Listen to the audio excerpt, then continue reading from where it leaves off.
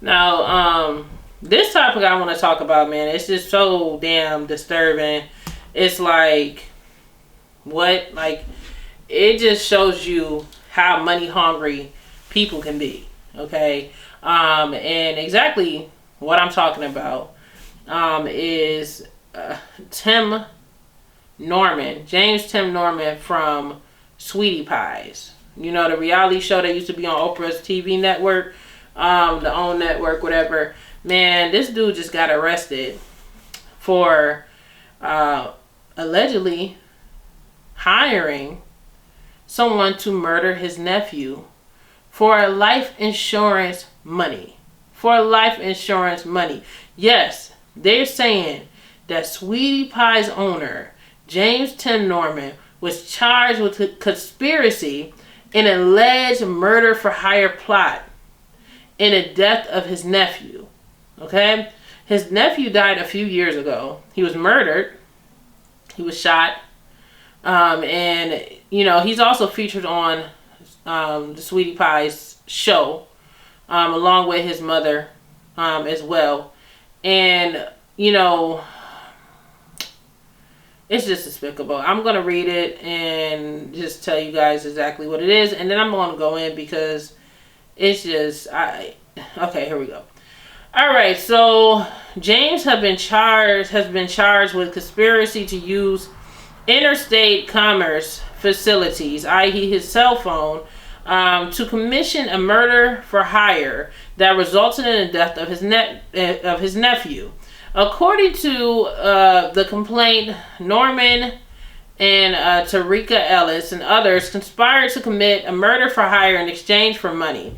Federal authorities allege that in 2014, Norman obtained a $450,000 life insurance policy on his 18-year-old nephew, Andre Montgomery. Norman was the sole beneficiary. So basically what a sole beneficiary is someone who would basically cash in on the death of the person that they put the life insurance policy on, which is what he did because he wanted to,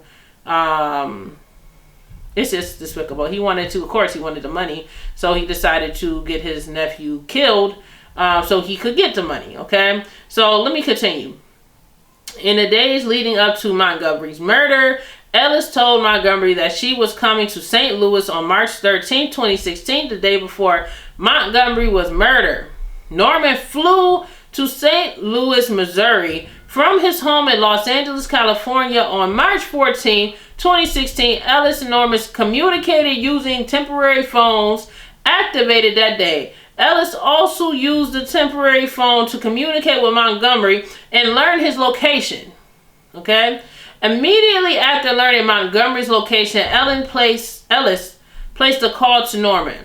Around 8 p.m. the same day, Montgomery was shot and killed. Ellis' phone location information places her in the same area of the murder at the time of the shooting.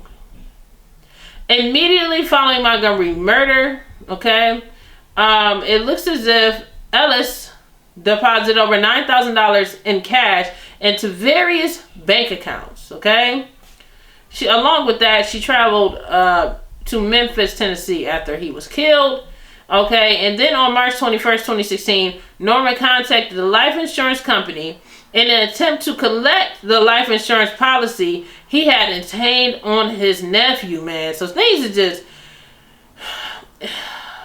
crazy. Tarika Ellis was also charged by complaint with conspiracy for the use of an interstate commerce facility in the commission of a murder for hire resulting in his death.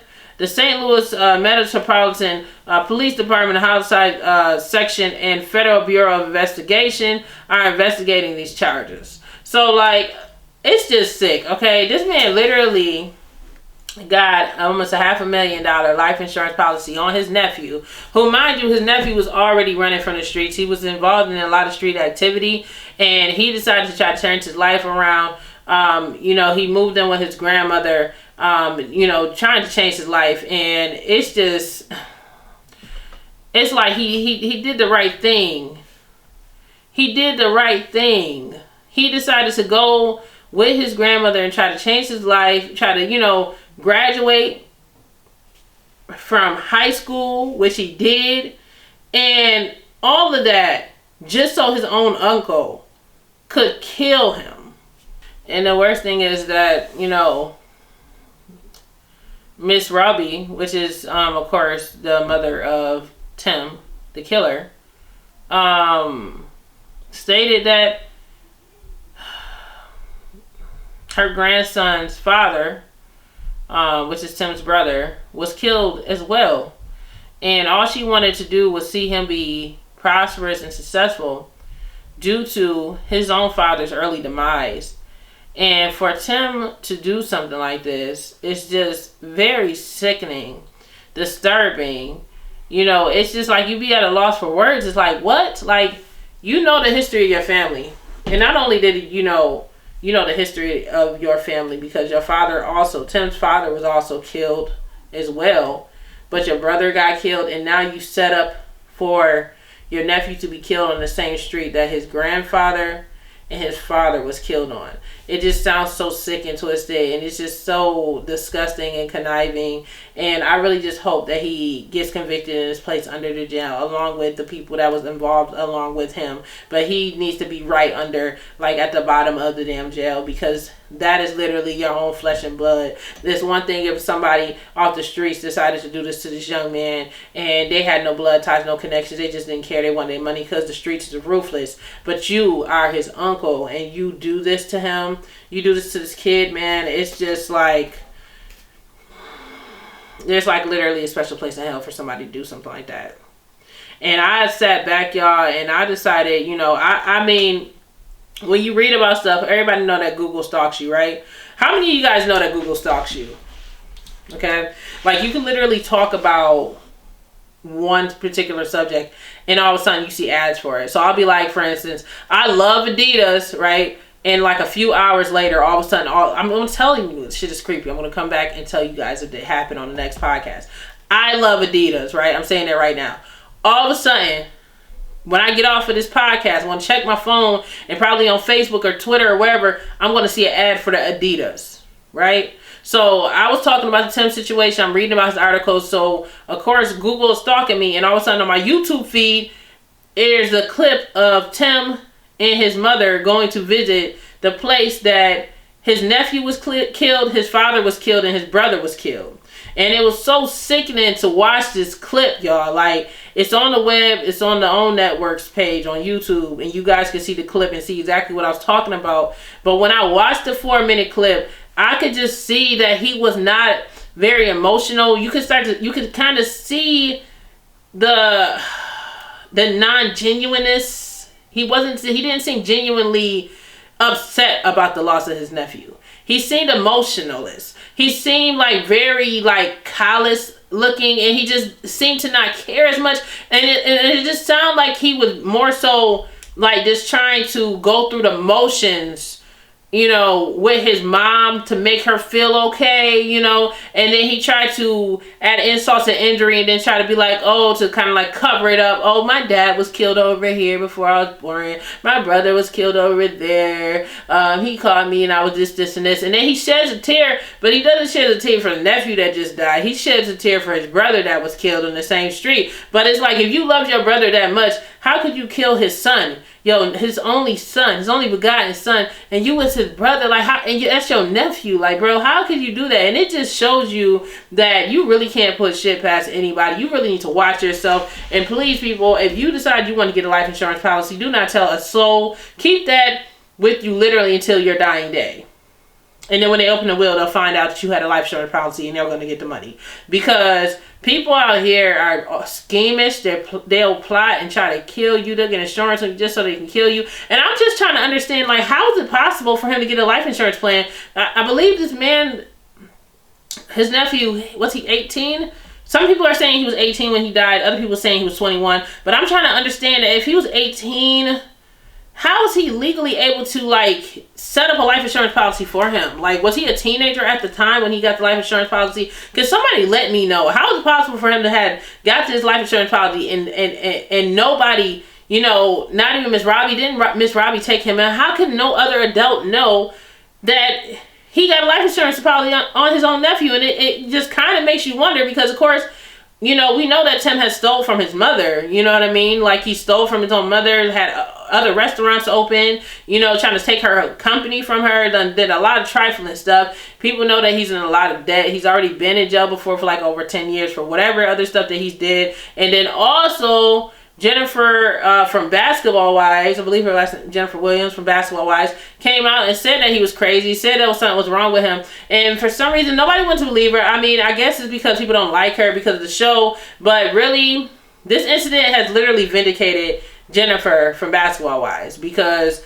people didn't believe her when she was saying that, yo, Tim is crazy, this, and this is why we broke up. He did this to me. He was threatening me, this, and this. And I remember the entire scandal, and it looked like none of the bloggers believed her. Like, nobody believed anything that this woman said. Everybody was sitting there trying to say that she was lying, this, and this. But tonight, yesterday, she was freaking vindicated. Like, for real. Because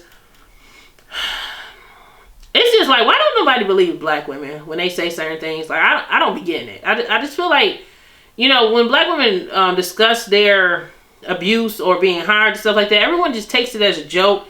Everybody say that they're lying. Oh, they just got a thing against the black man, blah, blah, blah. And then once it comes out that, yeah, okay, this lady was actually telling the truth. She ain't crazy. This dude is really a nutcase, a nut job. Now everyone's like, I'm so sorry. Like, listen, if you're like me, I'm the type of person who's going to, like, when some crazy stuff happen with these celebrities, I like to go on their Twitter, their Instagram, and see the comments and see people, like, what is these people saying? Like, I went on the dude Tim page, and people, like, tearing him a new a-hole, you know, talking about him and his child and their hips and all types of stuff. Then, you know, I went on his mom's page because I was just like, wow, this got to be crazy. Definitely send prayers out to his mom, because mom don't deserve this. I'm not trying to make this into anything, you know what I mean? But, about her, but I went on her page because I was just like, prayers out to her. And then I skipped over and I went to Jen's page. I went on Jennifer's page to see, and I see all of these people apologizing. And there was mostly black women at the bottom of the page apologizing, saying, I'm sorry, I didn't believe you, this, and this. And it's just like, why is so many black women saying they didn't believe Jennifer? You know what I mean? Like, you know what I'm saying? It's just really weird. Like, is that normal that nobody, like, listen to, like, black women? Like, I mean, it is normal that they really don't listen to us like that, but it's just like, you know, sometimes people out there, just the world, we got to stop being so judgmental and just assuming stuff, or just seeing like, oh, this person got a motive, this and this. And we got to stop caping for people or men that we don't know. Because black women have a tendency, and the reason why I'm saying that is because there's black women at the bottom of Jen's post apologizing.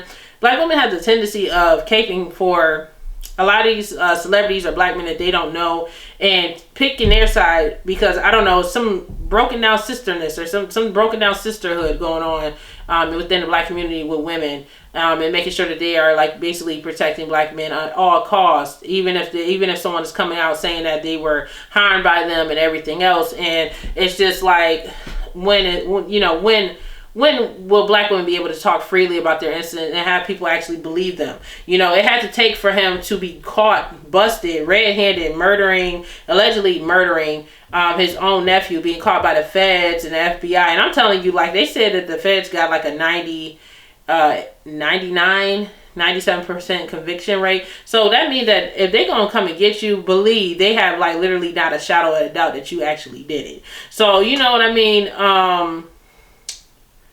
It took all of that just for the people to believe this black woman and to believe that he was crazy. Like, it took all of that for them to believe that this man was not wrapped too tight. And it's a damn shame. And, you know, everyone that's out there, we just got to start doing better with trusting black women when they say that they've been harmed. And, you know, listening to black women when they're talking, and stop taking everything as a joke when it comes to abuse, because, you know, black women has the highest rate when it comes to domestic violence and everything else. And, you know, and it's because no one listens to us, you know, like, listen to us. But yeah, back to Tim. He needs to be under the jail. That's pretty much all I can say about that. He needs to be under the jail. I feel bad. I believe, the victim's mother is still alive. So I don't know what she's going through. She's going through a lot.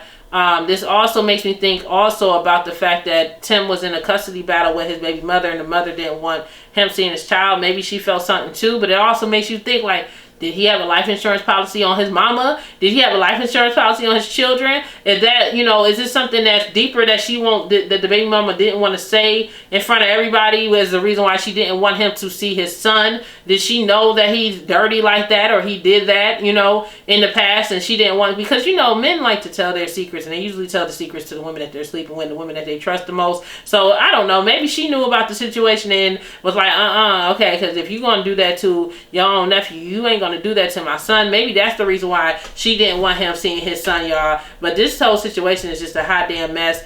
You guys tell me what you guys think about it below. Man, it's just freaking crazy. DJ Eric.